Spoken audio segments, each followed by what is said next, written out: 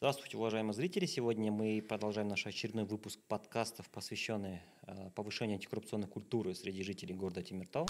Букет цветов учителю, который мы всегда дарили, это не коррупция.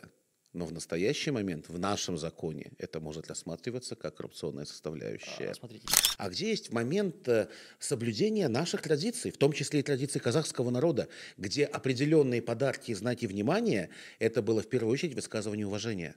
закон не может быть совершенен на 100%. Особенно коррупция в системе образования, в системе здравоохранения, в правоохранительной системе приводит к тому, что разрушается чья-либо жизнь. Станет ли у нас лучше с антикоррупционной культурой в стране, если ввести смертную казнь? И в нашей Конституции написано, что жизнь человека священна. И у нас некоторые меры борьбы будут борьба между кланами. То есть, первое, начните с себя. Смотрите на то, что делаете вы. Помогайте себе и своей семье жить правильно, жить по закону. Изучайте закон Республики Казахстан, свои права, свои обязанности. Здравствуйте, уважаемые зрители! Сегодня мы продолжаем наш очередной выпуск подкастов, посвященный повышению антикоррупционной культуры среди жителей города Темиртау. И сегодня нашим гостем является Дмитрий Сергеевич Полторенко, председатель Гражданского альянса по Карагандинской области. И сегодня мы хотели бы обсудить тему касательно повышения культуры. И сегодня мы хотели бы обсудить повышение антикоррупционной культуры среди населения, ряд проектов, которые мы реализуем в городе Темиртау. Также в целом обсудить, может быть, природу коррупции, как с ней бороться, возможно ли с ней бороться, и какие, может быть, механизмы предложить на уровне государственном, а также на локальном уровне. Дмитрий Сергеевич, здравствуйте. И теперь сразу же давайте с вопроса. Почему люди занимаются коррупцией? Ну, во-первых, хочу сказать большое спасибо за приглашение. Считаю, что очень актуальная, очень нужная тема нашей встречи. Вы знаете, почему люди занимаются коррупцией? Здесь очень много составляющих, для меня, по крайней мере, которые я вижу. Это первое, где-то, наверное, склонность решать все более, на взгляд людей, простыми путями, хотя коррупционный путь – это не простой путь, это криминальный путь. Где-то, наверное, несовершенство определенных нормативно-правовых актов или механизмов их реализации. К сожалению, мы должны понимать, что мы Казахстан развивающееся государство, и определенные моменты в законодательстве у нас еще имеют дыры. В-третьих, где-то ментальность, в том числе наша с вами, казахстанцев. И в-четвертых, отмечу, что вообще феномен коррупции и коррупционное взаимодействие – это беда не только Казахстана, это общемировая проблема. В принципе, по моим сведениям, нету ни одной страны, в которой, к сожалению, вот этой бы заразы не существовало. Так что здесь однозначно ответить, почему люди занимаются, наверное, потому что хотят как-то решить какие-то вопросы и проблемы, как они считают, проще. А где-то, на мой взгляд, вот я встречался с представителями, сегодня, кстати, 1 сентября, хочу всех поздравить с Днем знаний, с представителями, с педагогами, с представителями учебных династий, с артистами. И отмечу, что где-то та модель антикоррупционного законодательства, которая у нас сейчас принята, толкает людей в псевдокоррупционные схемы. Об этом тоже нужно подумать. А что такое псевдокоррупционная схема? Букет цветов учителю, который мы всегда дарили, это не коррупция. Но в настоящий момент в нашем законе это может рассматриваться как коррупционная составляющая. Смотрите, ремарка. По нынешнему закону, если я не ошибаюсь, это является коррупцией, если цветы, в особенности дорогостоящие, дарит родитель ученика, который учится на данный момент. Но если цветы подарил родитель, ребенок которого уже закончил, и уже нет никаких обязательств и связей между учителем и учеником, то это уже не коррупция. Идет первоклассник в школу, несет букет цветов своему первому учителю и дарит на школьной линейке этот букет цветов. Он учится у этого учителя. Это 1 сентября, и это определенная традиция, которая у нас была. Вот здесь, видите, очень тонкая грань и тонкий баланс нужно вот опять-таки поймать его, да? Где есть коррупция, где есть вымогательство. Я не говорю, что у нас нету, и в учебных заведениях, что у нас нету коррупции. Есть. но и где есть просто дань уважения и традиции. То есть подарок санитарочкам и медицинскому персоналу на рождение ребенка может рассматриваться как коррупция, но в то же время это долгое время было нашей традицией. Вот здесь очень важно понять, где же есть момент вымогательства, а где есть момент соблюдения наших традиций, в том числе и традиций казахского народа, где определенные подарки и знаки внимания – это было в первую очередь высказывание уважения. Так, я понял. Изначально вы сказали то, что в основном это коррупционные моменты проявляются из-за несовершенства законодательных актов. Но это не только в Казахстане, но и в США, Великобритании, Во Японии, всем мире, Китай. во всем мире. Закон не может быть совершенен на 100%. Мне кажется, уже история это показала.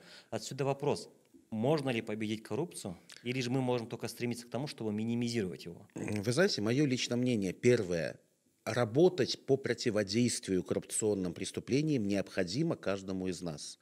На мой взгляд, где-то эта борьба напоминает борьбу, знаете, вот с гидрой, когда одну голову отрубаешь, вторая вырастает, но все-таки стремиться отрубить все головы нам нужно. То есть здесь, наверное, вынужден быть больше пессимистом. К сожалению, даже в Китае, где очень жестокое, жесткое законодательство, связанное с коррупционными рисками, факт коррупции до сих пор существует. Хотя там, извините, за коррупцию ты получаешь очень часто смертную казнь. Но при этом, здесь опять же перебью, Китай, по-моему, является одним из лидеров по проявлению коррупции, если не ошибаюсь. Самым жестким законодательством. Поэтому мы должны понимать, что эта борьба необходима, эта борьба нужна, потому что коррупция разрушает основы государства как такового. То есть, по крайней мере, основы правового государства и правового общества. Но считать, что можно победить разом, можно победить принятием какого-то закона, пока мы все не будем, не станем вот ту самую нулевую терпимость у себя к коррупционным проявлениям воспитывать, пока каждый гражданин не будет понимать и работать не просто говорить, коррупция – это плохо, а не поступать и видеть вот эти все коррупционные моменты и поступать согласно закону, пока закон не будет гармонировать, пока он не будет, наш закон Республики Казахстан и менталитет наших граждан, пока не будут иметь гармонии, вот, тогда у нас коррупционные риски будут. То есть здесь очень важен диалог между обществом и государством. Очень важно, чтобы каждый гражданин понимал, что коррупция рано или поздно, особенно коррупция в системе образования, в системе здравоохранения, в правоохранительной системе, приводит к тому, что разрушается чья-либо жизнь. При этом это я говорю в прямом смысле слова. Вот пока каждый гражданин не будет настроен на то, что коррупция – это зло, борьба будет продолжаться.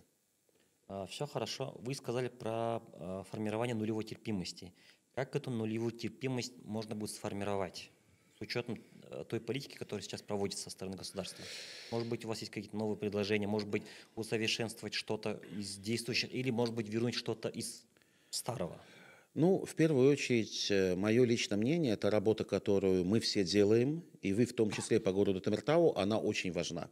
То есть встречи с населением необходимы, разъяснения необходимы, сбор обратной связи необходим. То есть какие моменты, какие пункты закона населением воспринимаются с пониманием и удовлетворением, а какие вызывают недоумение. Это тоже важно. И вот этот вот контакт, этот диалог очень нужен. Так что я считаю, в первую очередь, естественно, продолжение работы, продолжение диалоговых площадок на тему противодействия коррупции.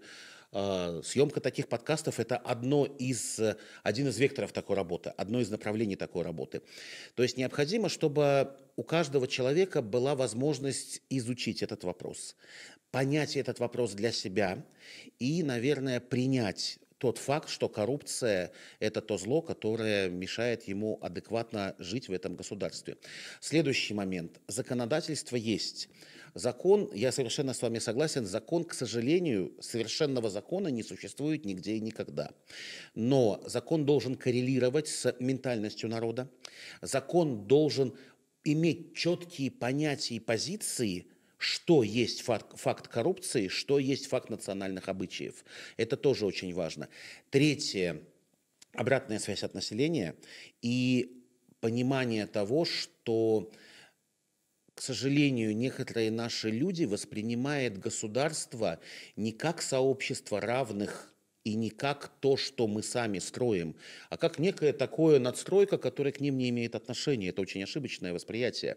То есть люди считают, я живу сам по себе, государство где-то оно там по себе, государство мне диктует правила, выполнять мне их не выполнять, это уже мое дело. Это совершенно неправильная, это опасная, я бы сказал, преступная позиция. Вот когда каждый человек будет понимать, что он часть нашего общества, и именно от него зависит, как завтра будут жить его дети, и в данном случае я не говорю про воровство, коррупцию, там, какие-то моменты, я не знаю, там, чисто зарабатывание денег, а построение социального общества. Когда каждый из нас будет этим заниматься, тогда у нас все больше и больше общество будет правовым. Если оно будет правовым, то факты коррупции будут меньше и меньше иметь место быть. Я понял. Теперь вернемся к теме информационных встреч с населением, да, вот вы сказали.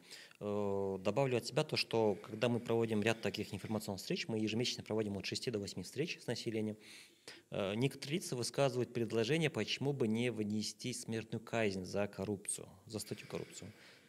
Как вы к этому относитесь? Вы знаете, То есть станет ли у нас лучше с антикоррупционной культурой в стране, если ввести смертную казнь? Абай понял, принял, осознал. Мое мнение, давайте так, не так давно у нас был большой праздник, 30-летие Конституции, и в нашей Конституции написано, что жизнь человека священна. Мы должны понимать, что все-таки, наверное, в правовом государстве смертная казнь. Во-первых, опять-таки пример Китая. Смертная казнь не решила вопрос коррупции. Я против смертной казни в данном случае, да, не потому, что я коррупционер, не потому, что среди моих друзей есть коррупционеры. Я считаю вообще, кто имеет право выносить этот вердикт, чтобы какого-то человека лишить жизни? Вот здесь вот вопрос уже морального права граждан, морального права судьи. Поэтому я считаю, в первую очередь мы должны стремиться к тому, чтобы у каждого из нас было понимание того, что коррупция – это разрушение основ государства. А без государства мы не сможем, это факт, мы не сможем нормально растить наших детей. То есть вы думаете, смертная казнь будет неэффективна? Я боюсь... Извиняюсь, что перебил опять. К чему я? Вы сказали то, что вот согласно Конституции жизнь человека священна. Но коррупционер как раз-таки, один коррупционер губит тысячи, сотни, десятки, а то, как показывают факты недавние, миллионы жизней. Отсюда вопрос, жизни миллионы, опять же, логика тех, кто за эту тему. Я лично нейтрален к этой я теме. лучше так скажу, я не имею своего морального права говорить, возможно ли смертная казнь в Казахстане. Давайте так, то есть логику людей, которые за смертную казнь, я понимаю и даже где-то принимаю, но вот я внутреннего морального права не имею говорить, что какой-то человек должен подвергаться смертной казни за свое преступление. Но давайте так, некоторые люди говорят, что люди, которые занимаются закладками, должны получить смертную казнь. Люди, которые еще что-то делают, должны получить смертную казнь. Отмечу, что по некоторым статьям, например, педофилия, я вот считаю, что да, ужесточать надо наказание. Отмечу, что по коррупции тоже считаю, нужно, конечно же, особенно сразу скажу, когда мы говорим про коррупцию, не про букет цветов, когда мы говорим про, извините, где страдают, как вы сказали, 1, 2, 3, 5 тысяч, 10 тысяч человек, да, когда идет просто отмыв бабок. То есть здесь, конечно, да, надо думать. Но в первую очередь, еще раз скажу, я морального права для себя внутреннего не имею. Кому-то говорить, вот его нужно убить, а его нужно помиловать. Поэтому здесь, извините, это мои внутренние стопы. То есть откуда вообще эта тема появилась? К тому, то, что, ну, во-первых, один коррупционер губит десятки тысяч жизней, как показывает практика. Губит не в смысле убивает, а недостроенные школы, недостроенные больницы, украденное оборудование, недостроенные дороги, да, например, и так далее, и т.д. и т.п. Да, вот. И когда вот разговариваешь с такими людьми, есть факт, то, что он своровал. Факт простой. Человек всю жизнь занимался госслужбой, а у него, оказывается, на счетах сотни миллионов долларов. Понятное дело, человек это не заработал за счет премиальных и за счет зарплаты. Отсюда вопрос, можно легко поднять всю его подноготную, и в итоге установится факт, то, что он запросто занимался явно не государственной службой. И отсюда возникает вопрос, если поднять там парочку таких людей, казнить, то остальное сообщество адекватное, да, оно приведет себя в порядок. Вот такой вот аргументация у людей, с которыми ты споришь. Это первое, извиняюсь, закончу. Второе, Китай это служит как неудачный пример. Почему? Потому что очень много фактов, когда там смертная казнь вводится не в рамках законодательного аспекта, а в рамках клановой борьбы. Какой клан проиграл, его просто берут по статье коррупция и, скажем так, отправляют на смертную казнь. Здесь можно показать пример Таиланда. Там, например, считается то, что там одни из самых лучших таблеток. Почему? Потому что за некачественные таблетки или за то, что там подделывают таблетки, вводится смертная казнь без права оспаривания. То есть там, если ты словился на том, что ты, скажем так, делаешь плохие таблетки или же на этом делаешь бизнес незаконный, то у тебя нет шансов, там, скажем так, избежать смертной казни, если тебя словили. Абай, с большим сожалением могу сказать, вот вы сейчас сказали в Китае про клановость, с большим сожалением вынужден сказать, что я боюсь, что и у нас некоторые меры борьбы будут борьба между кланами. Давайте смотреть правде в глаза. То есть мы тоже общество не единое, и мы знаем, что у нас в том числе клановая борьба есть. Это факт. Поэтому в первую очередь, мне кажется, знаете, вот то, что делаете вы, вот проводите встречи с населением и так далее, это очень важный аспект. Проверять, откуда у человека деньги, надо, но давайте оставим это уполномоченным органам. При этом, в принципе, отмечу, что считаю, что как бы там ни было, но некоторые, правда, считают, что у нас все куплено. На самом деле это не так. Вот. Во-вторых, какое решение принимать по поводу смертной казни, я вот, знаете, понял, в мою голову упала эта мысль. Я считаю, что это тогда должен быть референдум, чтобы именно население Республики Казахстан большинством голосов решило, вот за такие-то, такие-то, такие-то, такие-то преступления возможна ли смертная казнь в Казахстане. Потому что я понимаю боль тех людей, которые видят и говорят, ну, ребят, ну как. Но в то же время, еще раз скажу, такие решения в Казахстане и вообще в нормальном демократическом обществе должно приниматься большинством голосов всех жителей страны. Вот здесь по смертной казни однозначно тогда я считаю, что можно предложить как-то выйти либо в Конституционный суд, да, либо через ЕУТАНы с открытым письмом к президенту страны, да, что возможно ли рассмотреть референдум такой-то, такой-то, да. И тогда уже пусть каждый гражданин Республики Казахстан решает, берет на себя ответственность. Потому что, видите, отмечу, что вообще все страны мира стараются идти по гуманизации законодательства. И это тоже имидж нашей страны. То есть смертная казнь будет влиять, вот как бы там ни было, да, на общеполитический имидж нашей страны, на внешнеполитические отношения, в том числе, извините, насколько мы будем привлекательны для иностранных инвесторов. Хотя сразу скажу, что страна, где высокий уровень коррупции, конечно же, не привлекательна. И здесь надо понимать, вот найти вот тот самый, наверное, баланс взаимоотношений, когда человек, да каждый человек, наверное, хочет жить лучше, это нормальное желание, но когда человек понимает, что вот на этом воровстве он не сможет жить лучше. Зарабатывать деньги честно – это хорошо, зарабатывать деньги в поте лица своего – это хорошо, не достраивать школы, а потом тырить эти деньги, ну, ребят – а где понимание того, что завтра в этой школе, пусть не твой ребенок, но может быть там твой племянник или еще кто-то из твоих родных, из твоего круга не будет учиться? Где гарантия того, что твоя недоделанная кровля или сэкономленные там деньги на конструкции, на крепости этой кровли не приведут к тому, что она не обрушится и твой родной не пострадает? Вот здесь очень важно, знаете, вот этот чисто человеческий компонент и гражданская осознанность, сознательность, чтобы была. Буквально недавно мы говорили о том, что мы, когда говорим про Конституцию, мы говорим про гражданские права. Забываем о том, что и в самой Конституции написано, есть еще обязанности гражданина. И выстраивать общество закона, выстраивать правовое общество – это наша гражданская обязанность. Конечно, я понимаю, что, наверное, для любого коррупционера я сейчас просто пафосные слова говорю, но я говорю его не для коррупционера. Я говорю это для тех людей, которые, извините, да, остановил сотрудник дорожной полиции, Ой, братан, давай мы тебе там дадим, ты нас не фиксируй. Тем самым мы ту самую коррупцию порождаем. Понимаете? Или где-то там, да что, давайте там вот порешаем, да, так далее, так далее. То есть, когда вот этот круг мы искореним, а он достаточно большой, когда мы будем факты коррупции видеть и знать, каким образом, куда, в какой уполномоченный орган обращаться, тогда, я считаю, здесь, в принципе, будет дальше по нарастающей вестись работа. Но, с другой стороны, вы знаете, очень часто мы живем по принципу «в чужом глазу соринку вижу, в своем сучок не замечаю». Начинать надо с себя. Хорошо. Вопрос. В принципе, про смертную казнь обсудили. Просто его несколько раз поднимали, поэтому решил с вами его обсудить. Теперь вопрос.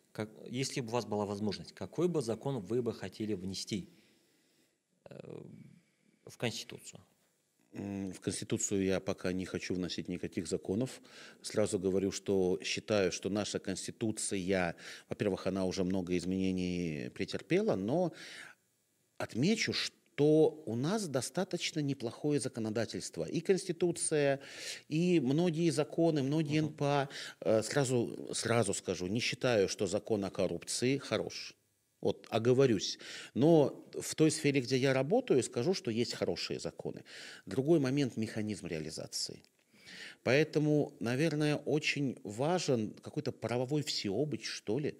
То есть правовая грамотность, финансовая грамотность каждого гражданина – это, по сути, в первую очередь его щит, его защита. Даже от, извините, и от коррупционных проявлений, и от мошенников и так далее, и так далее. Если ты знаешь свои права, свои обязанности, если ты понимаешь, как в государстве работает механизм правового регулирования, то ты живешь по закону. А если ты с потолка берешь какие-то цифры, а потом считаешь, что ты знаешь, что ты делаешь, очень часто ты его нарушаешь, этот закон. Так что здесь не изменение законодательства важно, а знание законов каждым гражданином Республики Казахстан. Отмечу, если вот, примеры брать, когда мы говорим о развитых демократических государствах, в том числе мы очень часто там киваем на Европу, на Штат и так далее, граждане знают и свои права, и свои обязанности. У нас же, к сожалению, очень часто просто ограничивается словами «я имею на это право по Конституции», и все, болды. Поэтому очень важна правовая грамотность в первую очередь. Даже не изменение в закон, а знание закона. Хорошо. Тогда вот перейдем на более локальный уровень. В городе Темиртау мы вот с начала года, про информационные встречи мы уже сказали, провели ряд мероприятий. Это вот конкурс детских рисунков среди детей города Темиртау. И провели также интеллектуальные игры «Адал Ойын», где обсуждались различные вопросы про законодательство, про антикоррупционную культуру и так далее.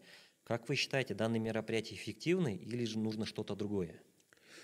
Я считаю, что данные мероприятия эффективны, потому что вообще и законодательство, и антикоррупционная культура, да, как говорится, с молодых ногтей она и должна прививаться.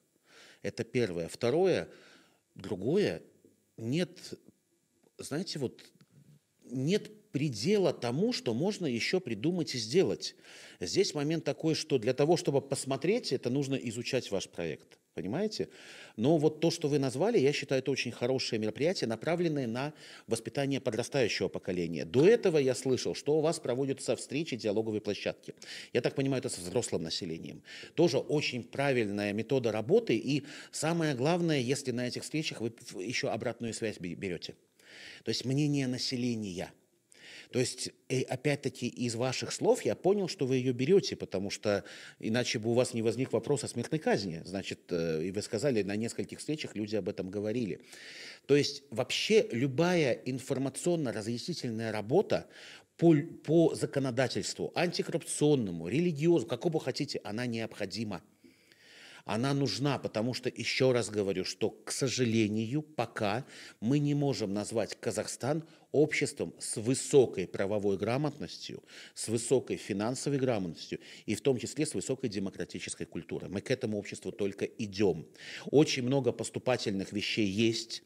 Мы видим, что, в принципе, да, мы развиваемся, но эта работа необходима именно для того, чтобы общество было вовлечено в процесс и законодательный, и законотворческий, и исполнение закона. Вот это очень важные вещи. Хорошо. Вопрос. В конечном итоге, Как вы думаете, к какому итогу мы должны прийти в плане реализации антикоррупционной политики? Каким должен выглядеть государство, каким должно выглядеть общество в конечном итоге? Ну, в идеальном, конечно, понимании это общество с нулевой терпимостью к коррупции, общество с нулевой коррупцией, где все регулируется законами, иными нормативно-правовыми актами, то есть где есть возможность полностью прозрачно видеть реализацию всего того, что происходит в поле гражданского права и гражданских обязанностей гражданина. Но отмечу, что самое главное, к чему мы должны прийти, к пониманию того, что вот это поступательное движение должно не прекращаться. И мы должны понимать, что за нас, вот за меня, за вас или там за человека, который нас сегодня или завтра, послезавтра будет слушать вот этот подкаст, да, именно от нас зависит, насколько все общество будет готово выстроить демократические основы государства. Это самое важное. Потому что, ну, можно красиво сказать, общество без коррупции. Ребят, хорошо, но завтра его не будет. К сожалению, скажу, и послезавтра его не будет. Просто если завтра, послезавтра у нас будет меньше фактов коррупции, значит, мы уже сделали определенную работу, вклад в построение нашего государства. Хорошо. Как думаете, сколько нам для этого времени понадобится? Я не Всевышний. Давайте попробуем. Давайте я вспомню казахскую поговорку. Ага. То есть 2 поколения – новый народ. Это елу жылда ел жаңа или как? Да? Ну, может быть. Ну, надеюсь, это время займет гораздо меньше, чем 50 лет. Даст Бог. Ага. И в конечном итоге, вот от себя, что вы можете пожелать, чтобы повысить свою антикоррупционную культуру, или, может быть, зрителям, которые смотрят, может быть, у вас есть какое-то пожелание, может быть, есть какие-то рекомендации, или, может быть, есть что-то, что вы хотели бы им передать?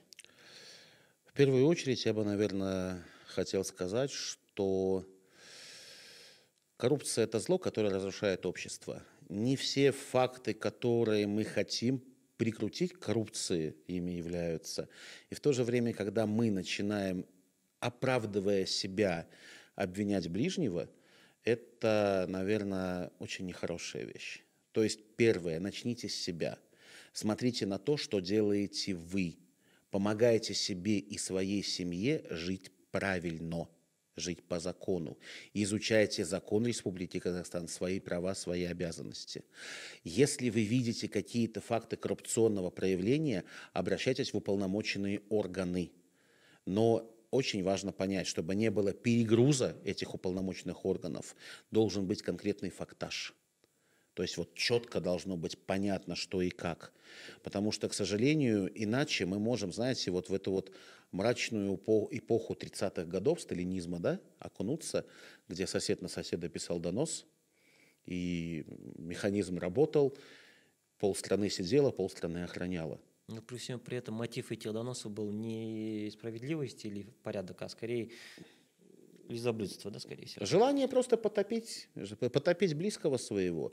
Так что очень важно понимать, да, что страна без коррупции – это в первую очередь страна порядочных людей. И начинать с порядочным человеком надо быть, начинать с себя. Все. Спасибо вам большое за предоставленную информацию. Успехов вам и нашим зрителям. Также, надеюсь, наш подкаст понравился. Если у вас будут какие-то вопросы, пожелания или же желание поучаствовать в нашем проекте, то без проблем можете связаться с нами. Контакты будут в конце подкаста. Всем вам успехов и удачи!